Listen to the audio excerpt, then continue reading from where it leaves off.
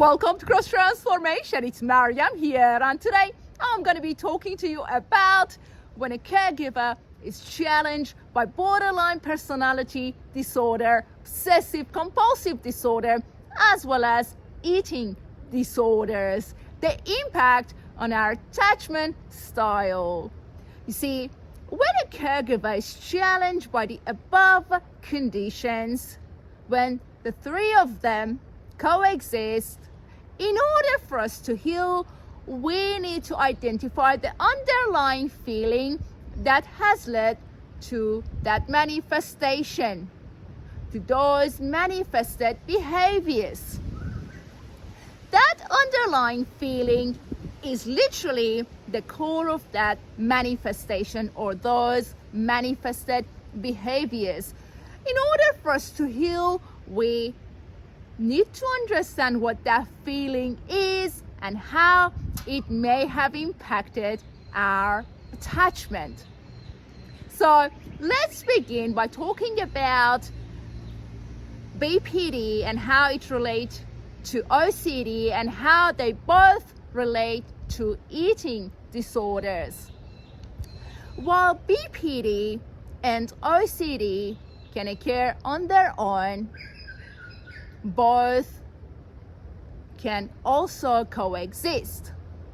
When BPD coexists with OCD, there is a high likelihood of developing eating disorders. And that was my mother. She was struggling with BPD, she was struggling with OCD, as well as eating disorders.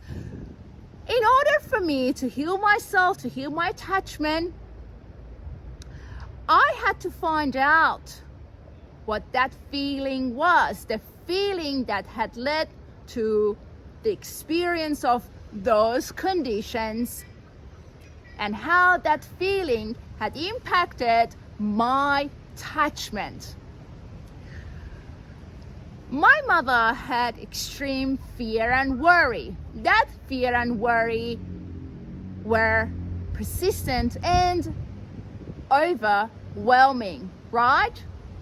Anxiety. She had anxiety, and that was the underlying feeling, right? That had resulted in the manifestation of those conditions. So I had to find out how her anxiety had impacted my attachment, had formed my attachment, had influenced my attachment, right? I came across a research paper, mothers who had anxiety disorder and how their anxiety impacted the bonding experience with their children.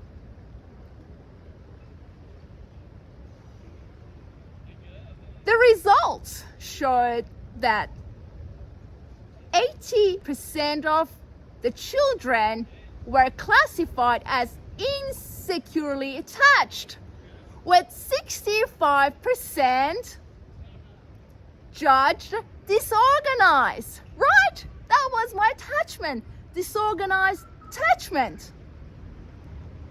And my mother's anxiety had formed that attachment, right? I remember that